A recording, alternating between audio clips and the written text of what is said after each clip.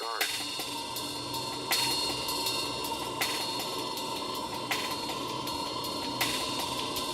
All right, welcome to Torture Garden. I'm Scott, I'm Jimmy.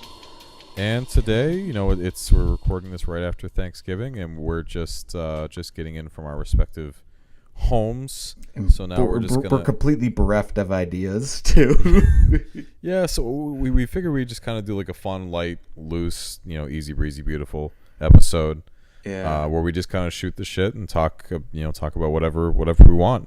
And hopefully one or two things that we talk about are of interest to you guys. Well, I actually, before we started this, you were talking about vinyl reissues and stuff like that.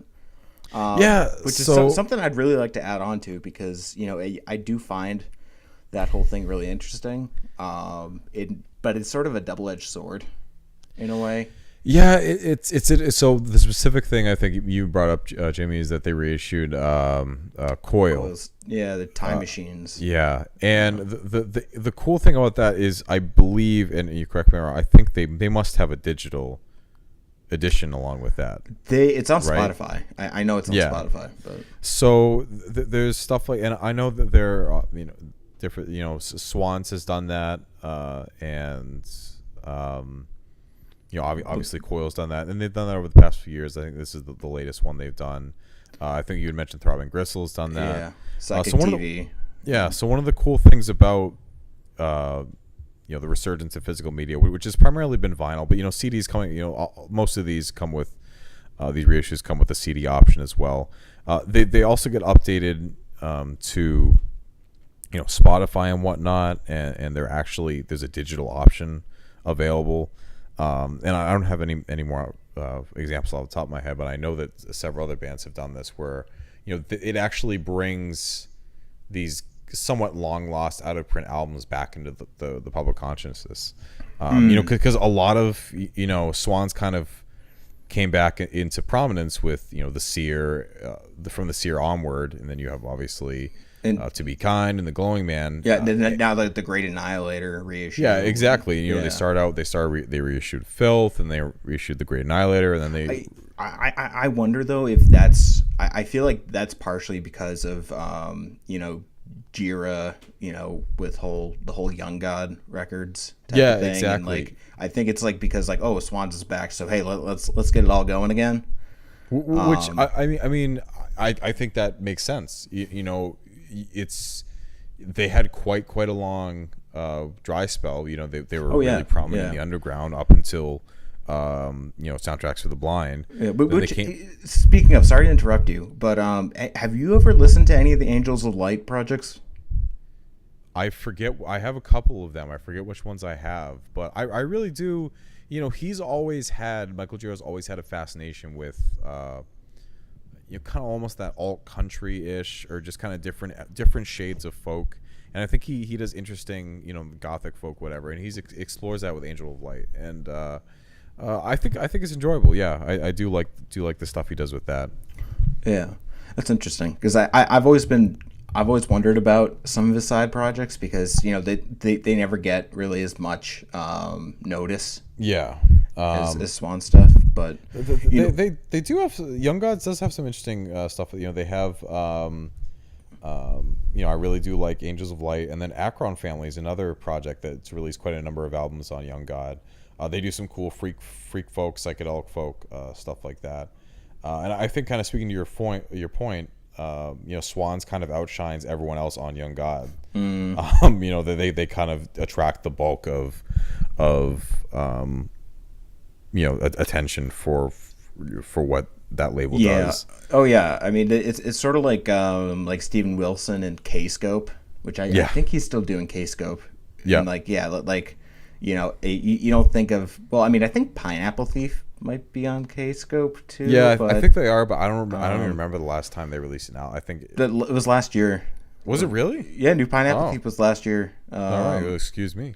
Yeah, no, it was actually a good album. It's worth checking out. But what was I just thinking? Oh, with those reissues being, sort of, sort of dredging up all this old stuff that we previously hadn't known. Like, I think with Coil's Time Machine, I actually didn't even know that that was a project that they did. Because I have that book with England's Hidden Reverse, which also, side note, is absolutely worth reading if you can find a cheap copy of it. But I never heard them talking about time machines at all. It was always like a horse rotovator and what's that first one of theirs that I can't remember for the life of me. It has the anal staircase on it. Scatology. Yeah. Yeah. And like Ape of Naples and other ones like that. But I never knew about Time Machine. So when I read into it, it sounded so interesting that like I really want to take the time, but when I have some free time over the next week or so, just to sit down and just listen to all of it and see like if it actually works like they say it does. That I would love that. Yeah, and it's cool stuff like that where obviously I assume, and maybe I'm wrong, but I assume the band in some capacity is involved in these reissues. Technically not, because they're both dead. Okay, well maybe not then. Well, I was sort of wondering about that too, because the guys who were putting out is some like indie label that I'd never heard of. So it makes me wonder like who the hell owns Coil's stuff now. Hopefully, it's legit reissue. No, it is a legitimate reissue. It's not like a pirated type of thing or anything like that. But I still wonder like who owns their really early albums, because I would love to see those get reissued on CD, because it's been like I don't think they've ever. I think they've been reissued like once maybe. And we're talking about albums that came out in the late 80s, So they I've told you my whole story with that I couldn't find a single copy of any of them that weren't like $50 a piece. So I ended up just pirating them, and then donating like $50 in their name to an AIDS foundation. Yeah, and I think that's a really nice. A really nice gesture on your part, for sure. It still rubs me the wrong way, honestly, because I'll look at the CDs, because I actually burned them on CDs and put them on my shelf, and I always get an uneasy feeling with them, because I'm but I think that speaks to why it's good that these reissues are happening. Is it's giving before before these type of reissues happen, Swans, for example. I mean, you couldn't find a cheap version of a lot of these records on vinyl or even CD. And then now that they have actually been uploaded to Bandcamp, and they actually, there's a means of people to get them, because there are some albums where there's just no access to them. They're too expensive to buy on CD or vinyl. You can't stream them. And it allows fans to actually access them. Yeah, I think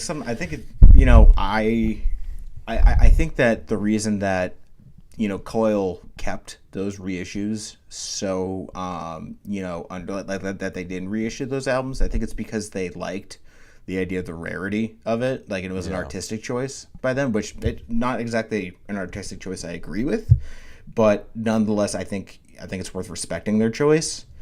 When it comes to that, it's sort of like how you don't see any early Kraftwerk albums, because they've been out of print since the 80s too.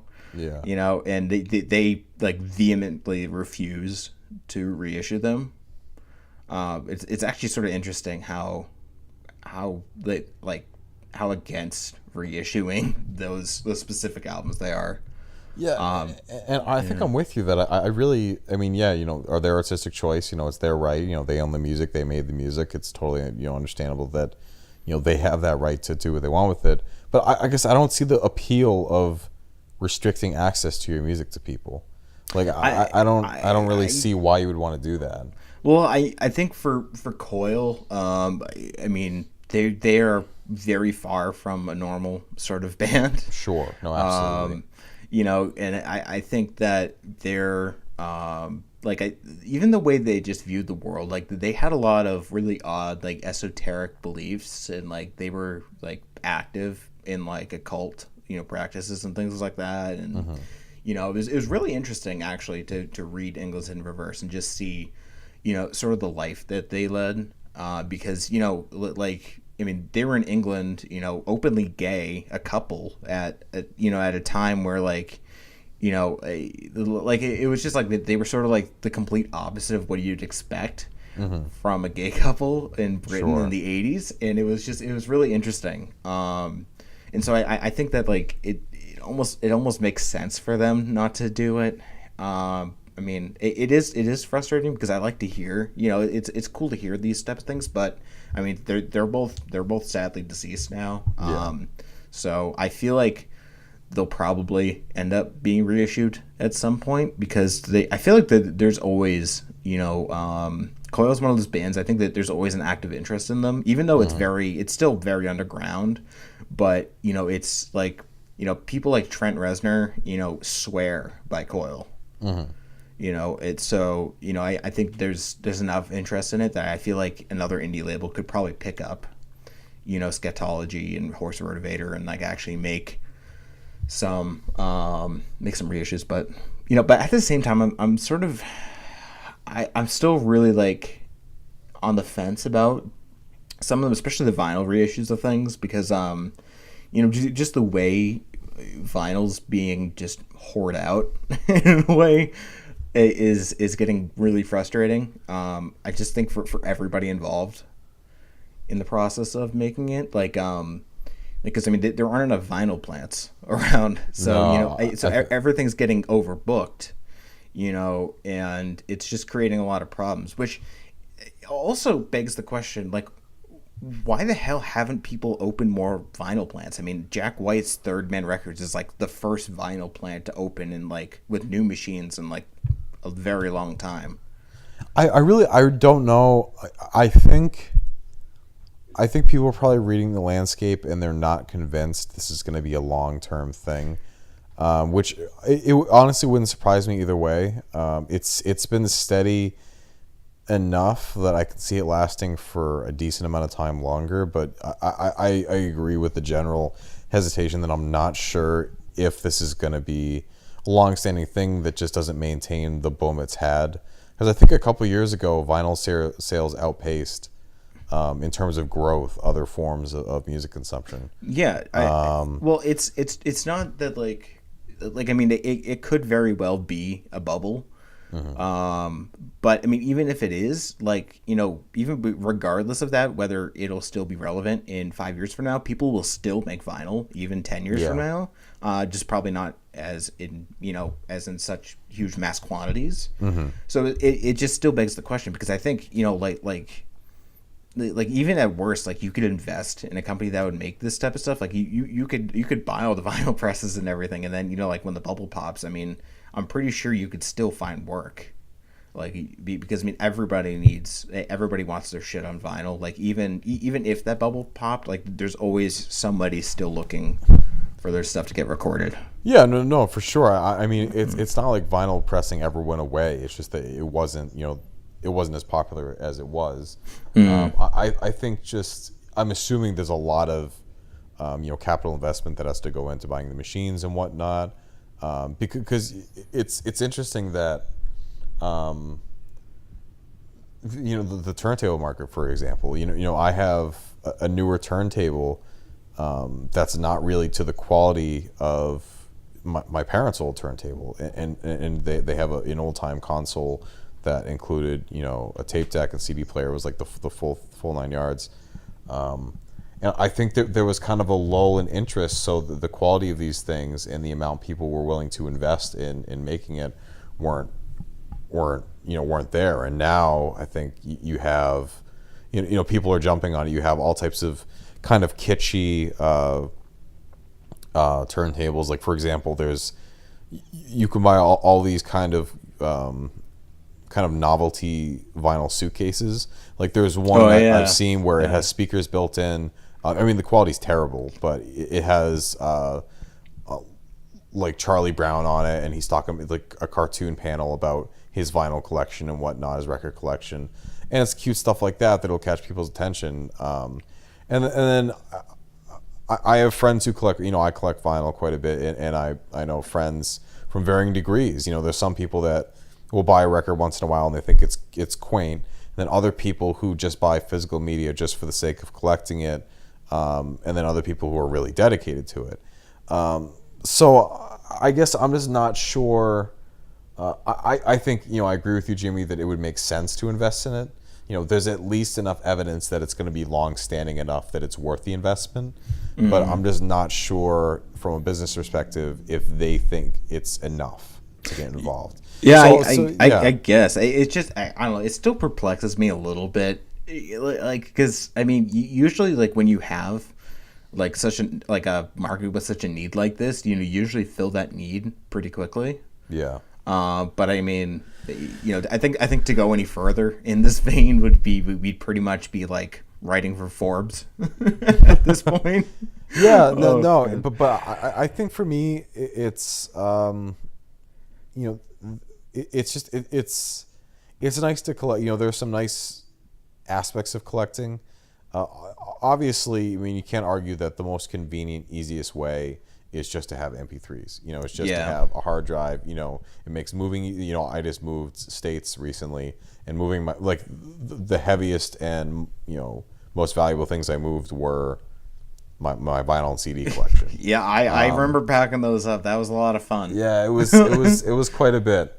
But like it feels different. It feels different to put on a record versus putting on MP3. And I'm not saying one is necessarily better. No, I'm not. One is worse or better than the other. Because I mean, I think I think if we're gonna take like objective science, I'm pretty sure that like digital is like inherently better, just because you can get completely like uncompressed files. Yeah, exactly. But that's such a fucking can of worms to open, because there are so many people who are like convinced that like vinyl is absolutely perfect, and like I'm that. Even though I collect vinyl, I'm not one of those people. Yeah, exactly. I do it. It does sound different. I'm not gonna deny that. Exactly. I don't think you can deny that it sounds different, but better is just so subjective, and it really depends on the genre. Like, for example, I typically, there are only a few electronic artists I really like having on vinyl. It really depends on, like, I have a pressing of Björk's Post on vinyl, and it's cool. It was pretty expensive, and it's on pink vinyl, so that it's kind of that whole novelty thing. It's such a great album too, and it's great. The sound quality is okay though. It's a very thin pressing, and it's not. I mean, it's not bad by any means, but it's not like, for example, Tim Hecker. First of all, he signed to Constellation. I believe that was released through either Constellation or Cranky, and those are both really great labels of vinyl. It's a really thick, heavy pressing, and it's pressed like almost like a class. I mean, obviously, he's a very classically minded electronic producer, and it sounds fantastic. But then there are other. It's also just the experience. For example, I got a really cheap discounted copy of Cyro by Aphex Twin. Yeah, and it's a triple album. So listening to that is annoying.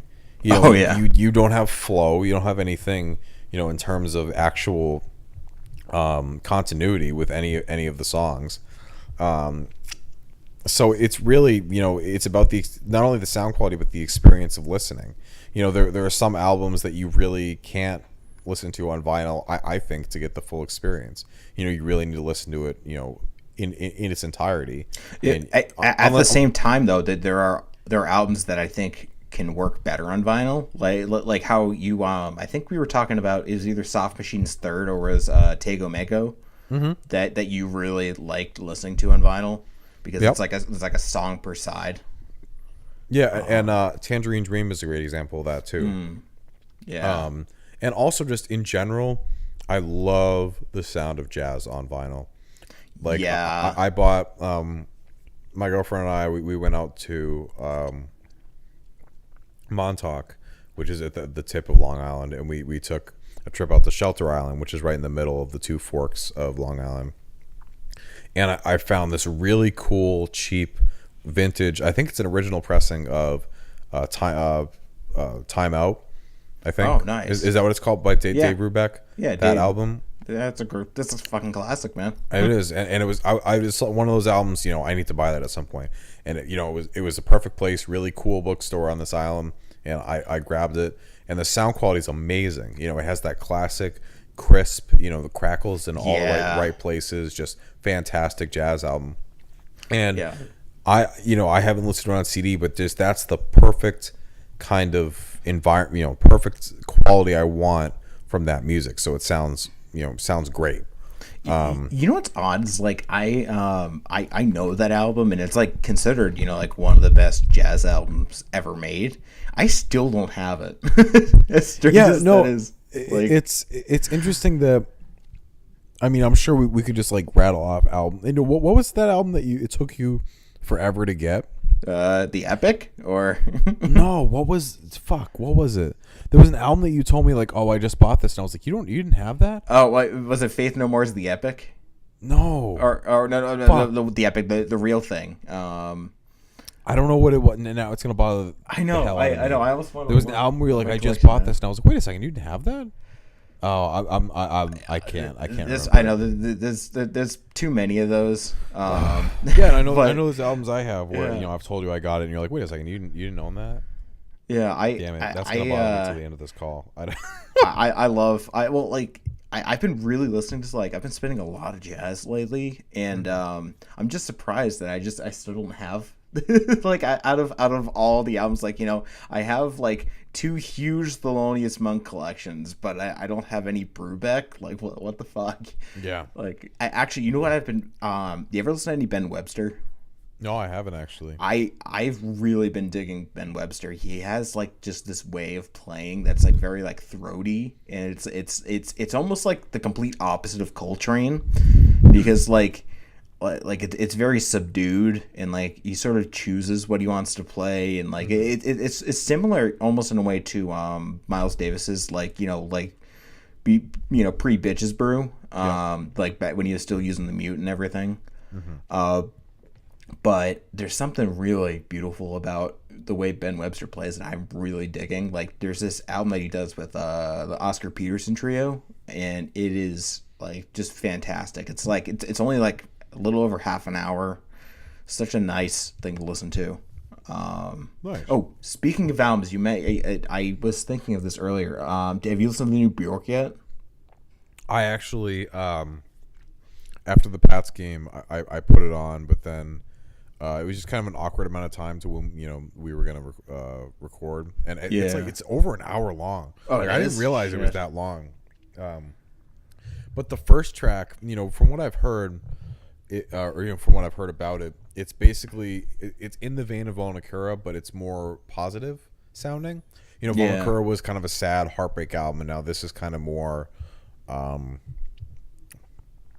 kind of a true, heartwarming, lovey-dovey type project in a way. But with a cover to match. Exactly. But yeah, no, just the opening, lines of the first song. I really love the gorgeous kind of orchestral direction. And granted, big caveat, like I said, I haven't listened to the whole album, but I really love, I've never heard a bad Björk album, but it's always great to hear, a veteran artist kind of come out with some really strong material, late in her, because Björk really doesn't have anything to prove at this point.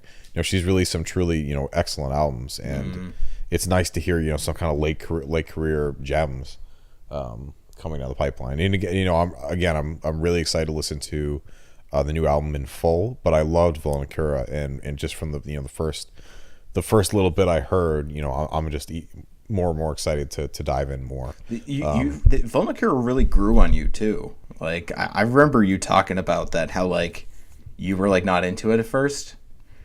And I think for me, just kept listening to it. It was just it was a sound that I needed to grow on me in terms of length. Like it tired me out at first, and I couldn't get through the whole thing. But I just kind of got more and more engrossed with it, and I was able to kind of complete it without getting fatigued. Actually, have you ever noticed that the Björk albums are actually a little long? Yeah, I mean, I guess I never noticed that, but with this new one being over an hour, I guess I'm not even thinking in terms of like actual time, as strange as they just feel very long. Like I had Medulla on the other day, or Medulla, however you pronounce that, which is a great album, a very underrated Björk album in my opinion too. But like, and I loved listening to it, but like after a while I was like, this thing's still going? Like what? like even Vespertine, which is my personal favorite of her albums,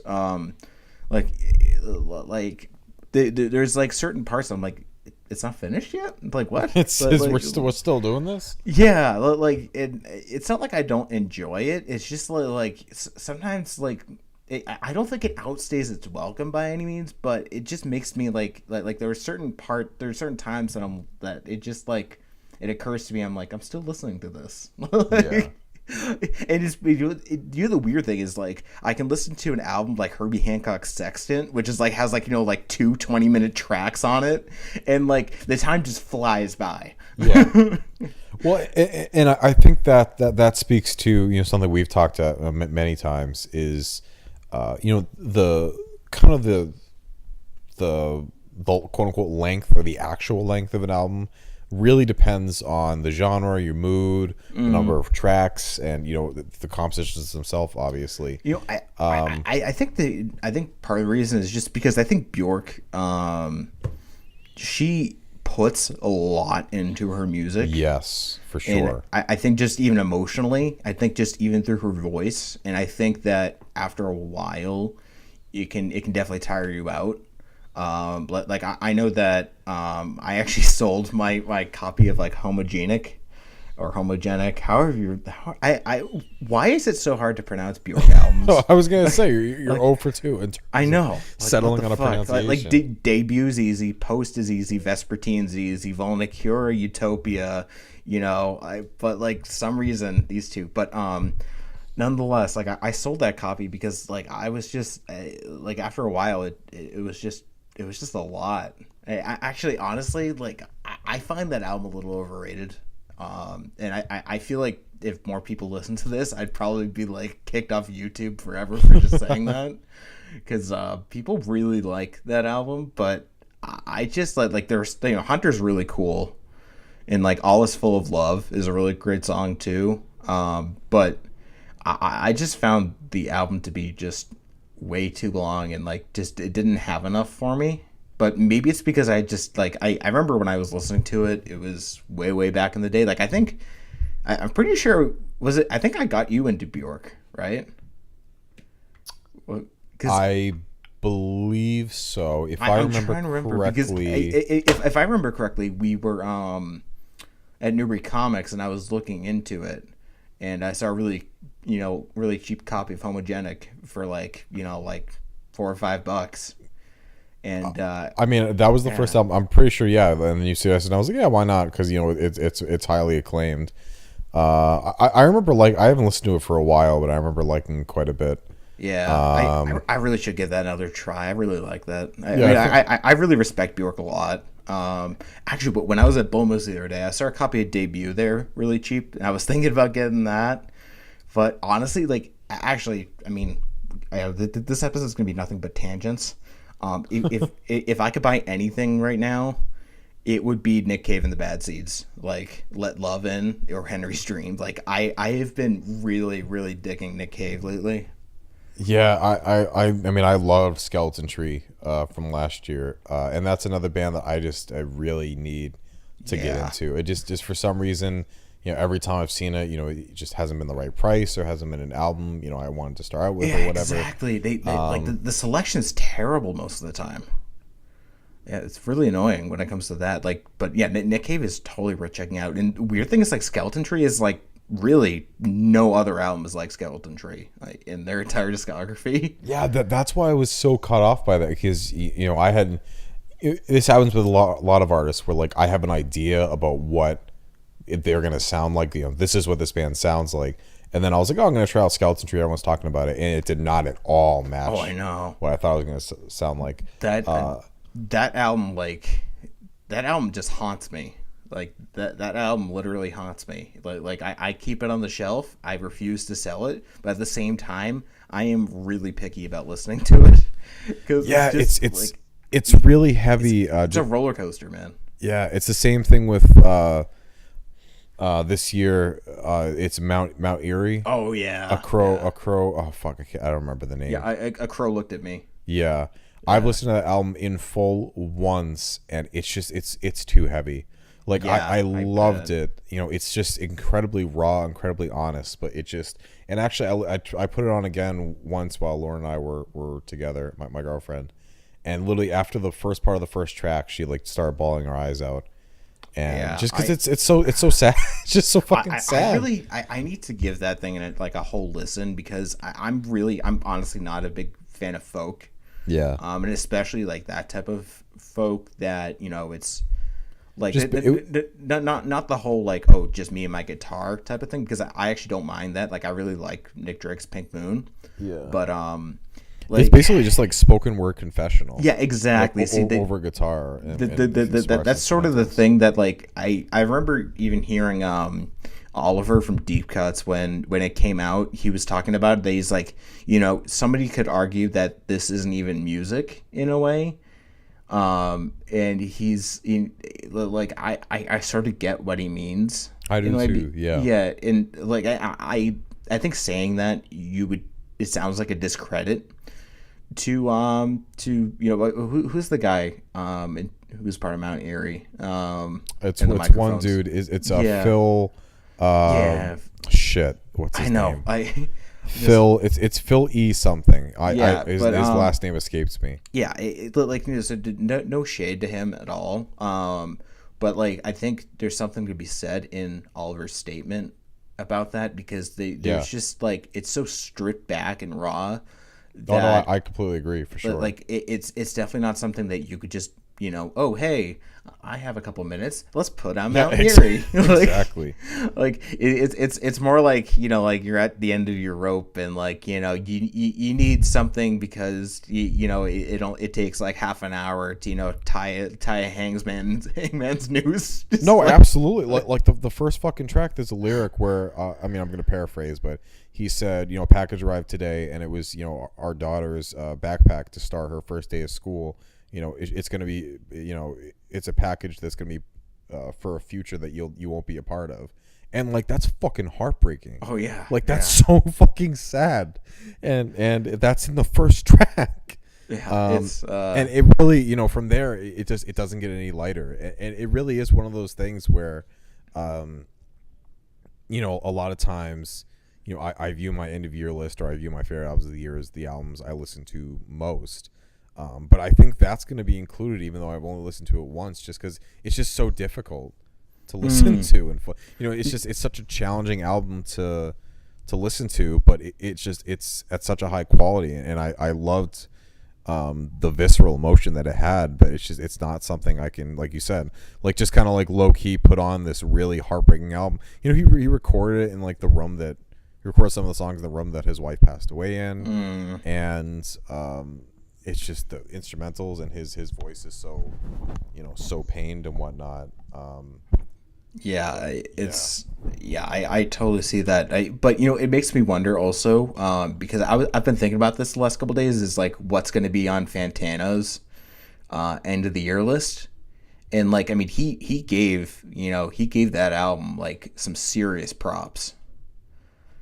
And like, so I you know, because like this is the first year that I've actually been able to, like, because I didn't see him picking Atrocity Exhibition last year. Like I didn't expect that at all. I didn't expect it as his number one, but I did see it being up there. I personally thought Bowie was going to be number one. Yeah, me too. But I think he realized that like Bowie was already number one in singles.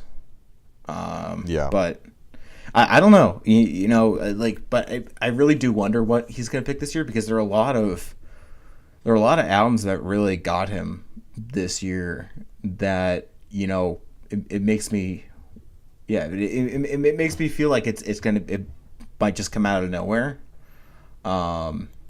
It's one of those things where it's those. He's had a few years where it hasn't been 100% clear. Obviously the years where you have something a 10, it's pretty guaranteed what he's going to give. With the Money Store, it was wicked obvious. With To Pimp a Butterfly, it was obvious. To Be Kind, it was obvious that that's what he was going to pick. But this year, I'm not 100%. I think he's given quite a few albums. You know what I would actually like to see this year is Cal's top 10. Yeah, he's done that in the past. I know. It's always been hilarious. But he didn't do it like last year. I think even the year before. And like I really want to see Cal's top 10 because we all know that it's either going to be Jaden Smith's album or it's going to be the Taylor Swift album.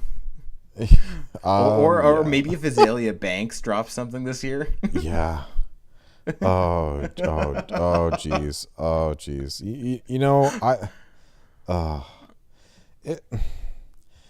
Just because you brought up Taylor Swift, so I'm gonna comment. Okay, but let's go. I forget what it was. I think it was Stereogum or Noisy. They wrote if it was a double space essay, it would have been like a 6-page paper about the new Taylor Swift album, and I don't get it. Like 1989 was fine. There were some good singles on it. It was not a shitty pop country, whiny album. It was fine. But like I don't understand how there's spin for like everything she does. Like, some places like Pitchfork called her out, and a few places are giving her a new album a bad review. But like I don't get it. Like and I think it speaks to a larger thing where suddenly like pop music is cool again. Like there used to be a pretty, a critical wall for pop music. But then you have, Beyonce is now suddenly, a serious artist. Not to say she makes bad music, but like I don't think she's like album of the year worthy, and apparently people think she is. It's something that I think is interesting that suddenly suddenly pop music is in. Like Carly Rae Jepsen. I was just thinking that. I was just gonna say that. Like what? Like fuck it. I loved "Call Me Maybe." Like that song's amazing, and I'm like not even ironically, I love that song. I can't stand that song, but that's fair. I understand. But it's like it's weird that suddenly pop music is, and like I'm not saying it's necessarily a bad thing. I do think that a lot of the pop albums that have gotten acclaim are not great, but. I don't know. It's just it's interesting. I'm kind of curious what the change was. Well, like, I think it's more like it's sort of like the Emperor's New Clothes in a little way. One person sees it and they're like, oh, like if that person's important enough in the music industry and they think it's good, people will start giving it another try. And so like it sort of just goes on from there. Like it's sort of like I've been reading this book about like modern art, and like sort of the people that like when Marcel Duchamp came up with the idea for the fountain, like a lot of people were like, what the fuck is this shit? And but like a few people got it, and I think it was like those few people that sort of ended up being hugely influential, like sort of like Picasso and Gertrude Stein too. Mm-hmm. Like his career would not have been as monumental without Gertrude Stein. Mm-hmm. So I think it's very much like an Emperor's New Clothes type of thing. Which is not exactly a good thing, but it just sort of how it is, I think. But that's sort of what happens when you have a media that basically controls how we look at things in a way. But I that is it's funny that you say that, because like now that I think about it, like we've gone like completely like pop-tomistic. It's actually kind of funny to think about, because I mean like I remember how like years ago, like like someone like Britney Spears, like I wouldn't bat an eye at him, but I bet you like has she come up with I thought she announced something new this year, right? I think she released a new album or something, or a new single. But yeah, even Beyonce, even Destiny's Child and stuff like that. I mean, that wasn't really catching Pitchfork's attention. Or I don't. It might be wrong, but Rolling Stone's attention, at least in the same way as 2016, 2017. Lemonade was many publications' top album, and again, haven't listened to the whole thing in full. I don't know if it's on Spotify. It might be. I know for a while it was only on Tidal, or it was only on Apple Music or whatever. And obviously, death sentence. Yeah, and I don't care enough about it to go through the hassle of listening to it. I think it might be on Spotify now, but either way, there was that song "Sorry" that she put out, and I think Beyonce is an incredible singer. She's an incredible performer. A lot of her big performances, the Super Bowl halftime show, at the Grammys and whatnot, have been really nice, really well choreographed and whatnot. She's, makes decent enough pop music. It just, and all these comments about pop music I'm making aren't. I don't think there's anything wrong with it. I mean, it's kind of whatever. They can put whatever they want at the top of the list. It just is interesting to me. For a while, pop music was kind of its own. It's enjoyable, it's quaint, but the real music gets the acclaim from critics, and now it's kind of a part of it. It's kind of been accepted for whatever reason. I mean, I don't know if it's a bad thing though. In a sense. Yeah, I mean, because I personally I don't like when people make that distinction between high and lowbrow, because I think it all comes down to a certain point of view.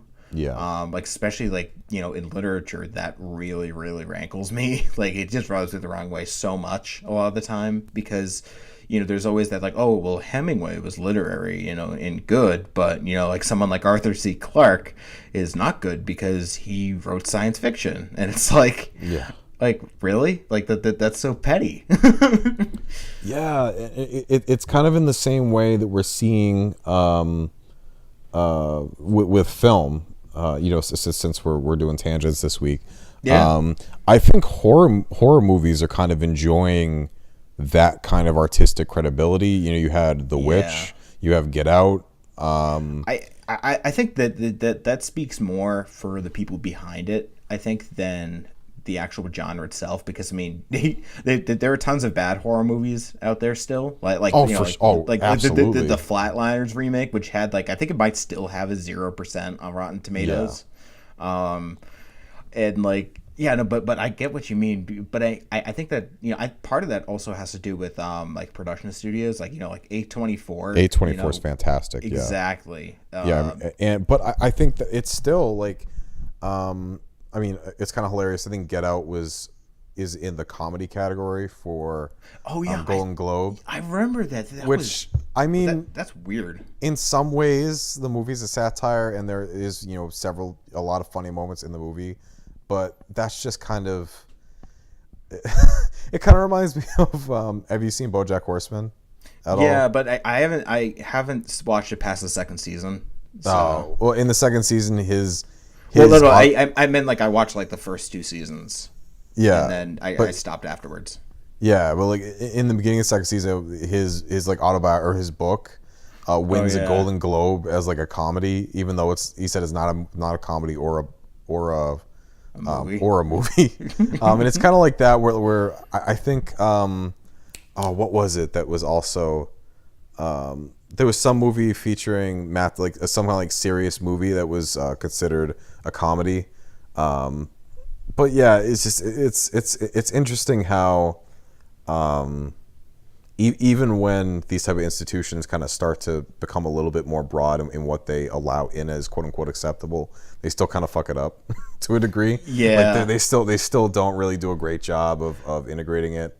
I think that speaks again to a lot of the Emperor's New Clothes type of situation, that or sort of that idea of the ivory tower, where it's all about why people are demarking this, they're actually making this schism between them and us in a way, and that it creates a lot of problems. Exactly. But I haven't seen Get Out. I really do need to see that. It's really well made.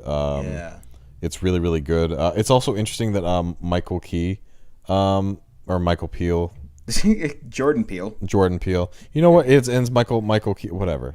Keegan Michael Key and Jordan Peele. Thank you very much. Jordan Peele made it, and at first, I wasn't. I mean, I've seen Key and Peele's funny, and I like it, but I was like, what, he's making a horror movie?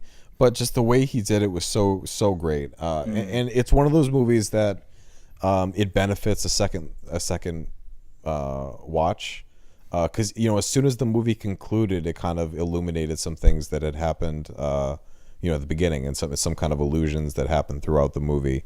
It's really, really well made. And it's great because, like, as you mentioned, the horror genre, the reason, I mean, it sucks that it hasn't been taken seriously for a long time, because there's always been great horror movies, but there's some really bad horror movies all the time, every year, and there is a reason. But it's great to see movies like Cabin in the Woods a few years ago was a really really great self-aware take, kind of tongue-in-cheek look at the horror genre. The Witch was fantastic. Get Out was fantastic. Although I think, unfortunately, The Witch kind of suffered from bad marketing when it got a wider release. I know a lot of people, the way that they edited the commercials made it seem like this really violent, like, you see The Witch a lot and it's this blood fest. And it's obviously a lot more subtle and more dramatic, and more of kind of a splice between a horror movie and a period piece. So I think in that way it suffered, because I know a lot of people who saw it and thought it was bad, because they were expecting like a shitty horror movie, to be honest. But yeah, I mean I really enjoyed it, because I mean, they, like, even beyond, like, I think the dramatic parts of it, I just thought the whole idea behind it was really interesting. And shout out to Mark Corvin for making what is arguably one of the best horror movie scores of, like, the last decade. God, yeah, the music in that was fantastic. That thing was amazing. Like, I've listened to that thing so many times on its own. Like, actually, have you ever seen that? I've ever sent you that video of I think it's called, like, the Nightmare Machine. But Mark Corvin actually commissioned one of his friends to make this machine that is its only purpose is to make spooky noises. Really?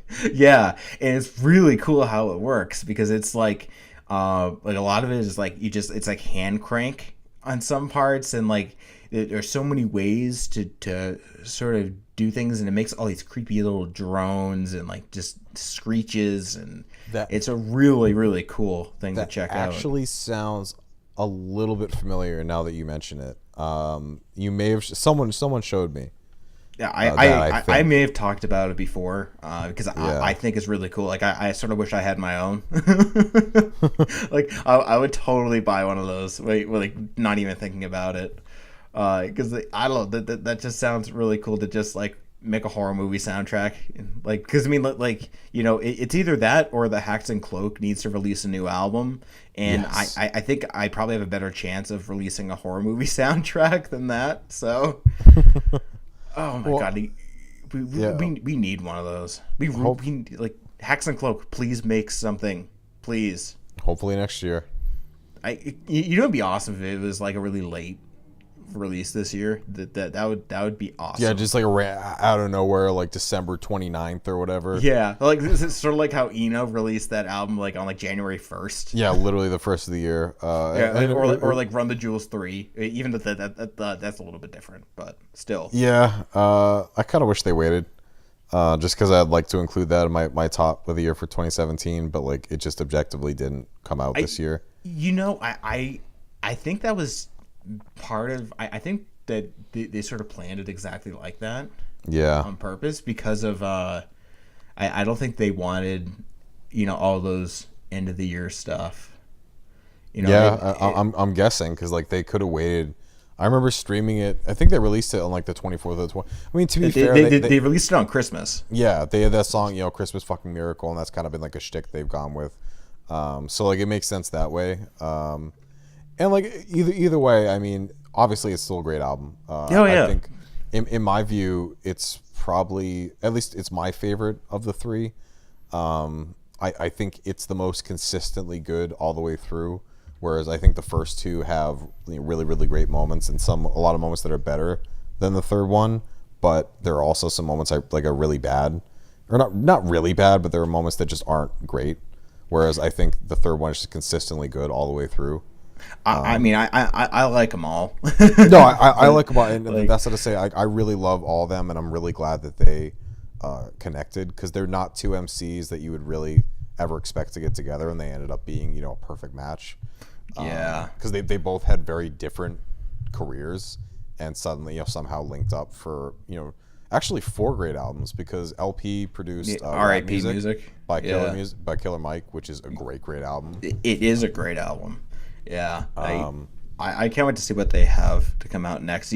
And I really love that Kamasi feature in the third one, and just because I've never heard somebody do a feature like that before.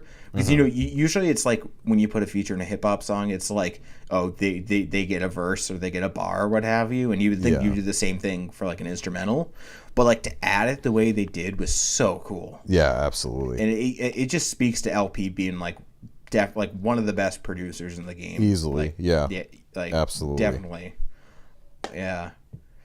Oh man, well at least we took it full circle. Like we tangented. We went through a couple of different tangents, but we came out with some Muzak. So exactly. Yeah. All right. Anything else you want to say? No. Great. Thanks for. Hopefully you found something interesting in that. That goop of ideas that we just kind of fired through. But right. Yeah. No. Thanks for listening. All right. See you guys. All right. Bye. Torture guard.